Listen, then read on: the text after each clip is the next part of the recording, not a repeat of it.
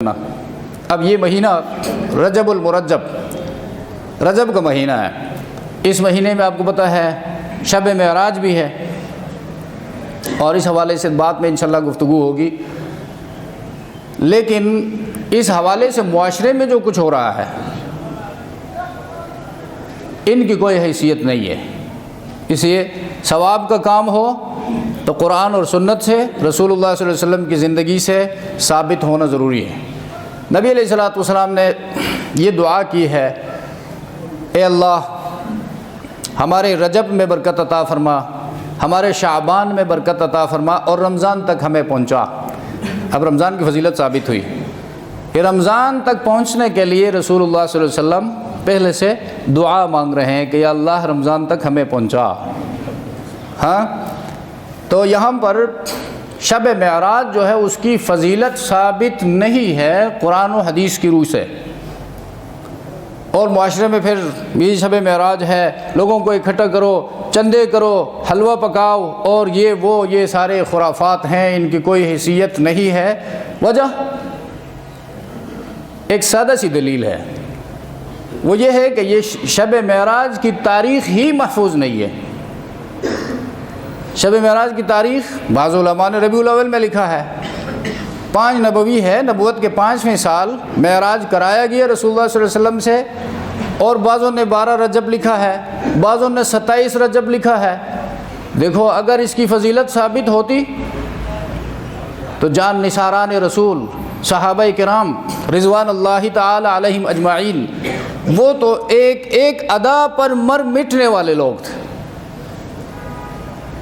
تو وہ اس کو فالو کرتے اور اس کی تاریخ متعین ہوتی، اس لیے کہ 1 لاکھ سے اوپر صحابہ کی جب تعداد ہے اور صحابہ ایک کام کو کرتے ہیں تو کتنا مشہور ہوگا، وہ ڈیٹ اس کا مشہور ہو جاتا، مقرر ہوتا، متعین ہوتا۔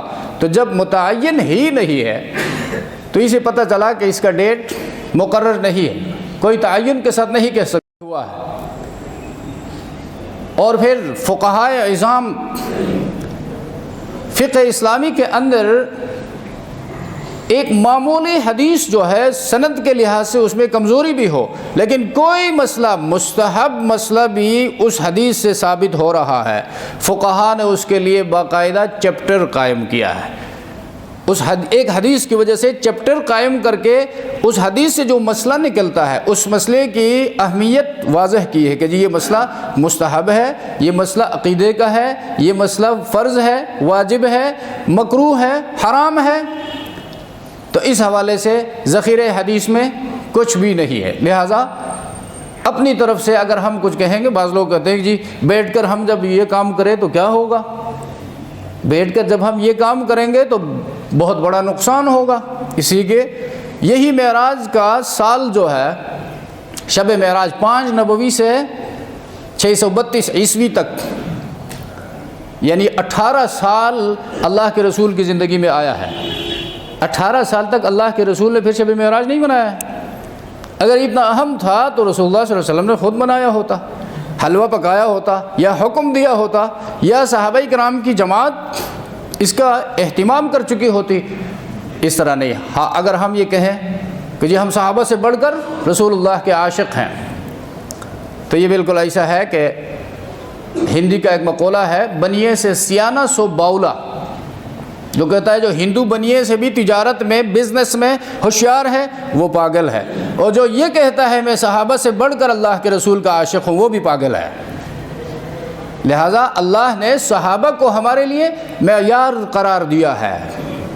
فَإِنْ آمَنُوا بِمِثْلِ مَا آمَنْتُمْ بِهِ فَقَدِ اهْتَدَوْا، بعد میں آنے والے لوگ اگر صحابہ کرام کی سی زندگی گزار کر آئے تو ہدایت پر ہیں، اگر روگردانی کی نہیں مانا، صحابہ کی زندگی کو ایک سائڈ پہ کر کے اپنی مرضی کی زندگی بسر کر کے آئے تو عذاب علیم کے مستحق ٹھہریں گے۔ صحابہ سے فرمایا رضی اللہ عنہم ورضوا عنہ، صحابہ اللہ سے راضی، اللہ صحابہ سے راضی۔ کتنا بڑا ٹائٹل ہے، کتنا بڑا لقب دیا ہے، اور اعلان کیا پھر صحابہ کے بعد قیامت تک کسی جماعت کے لیے من حیث الجماعہ، جماعت ہونے کی حیثیت سے یہ اعلان نہیں ہے۔ اسے کوئی بھی بڑے سے بڑا بزرگ شخصیت ولی اللہ دنیا سے رخصت ہو جائے، ہم یہ نہیں کہہ سکتے کہ جنتی ہے، بلکہ ہم یہ کہیں گے اللہ ان کے درجات بلند فرمائے، اللہ نے ان کے ساتھ اپنا معاملہ اچھا رکھا ہوگا۔ اسے جنت وہ چلا گیا، ہمارے پاس کوئی سورس نہیں ہے، وحی کا سلسلہ ختم ہو چکا ہے، بند ہو چکا ہے۔ اور یہی صحابہ ان کے بارے میں فرمائے رضی اللہ، ان سے اللہ راضی ہے، پاسٹ پرفیکٹ ٹینس، رضیہ۔ اللہ ایک دفعہ راضی ہو کر پھر ناراض نہیں ہوتے، وَرَضُوا عَنْهُ، وہ اللہ سے راضی۔ اور پھر بعد میں دیکھو ہمارے لیے معیار کیسے، وَالَّذِينَ اتَّبَعُوهُمْ بِإِحْسَانٍ، اور قیامت تک کے آنے والے لوگوں نے جن لوگوں نے بھی اخلاص کے ساتھ صحابہ کو فالو کیا، رضی اللہ عنہم ورضوا عنہ، اللہ ان سے بھی راضی ہے۔ یہ خوبصورت اعلان ہے، اور ہمارے سامنے ایک آئینہ رکھ دیا، ایک ترازو مقرر کر دیا، ایک کرائیٹیرین ہمارے سامنے رکھا کہ ان کو دیکھ کر زندگی بسر کرو۔ یہ انہوں نے جبریل امین کو دیکھا ہے وحی لاتے ہوئے، محمد الرسول اللہ کی زیارت کی ہے، اور قرآن انہوں نے پیغمبر سے بلا واسطہ سنا ہے، ان کے عمل کو اللہ کے رسول نے دیکھا ہے، جو قابل اصلاح تھا اللہ کے رسول نے اس کی اصلاح کی ہے، تو لہٰذا یہ تمہارے لیے معیار ہے۔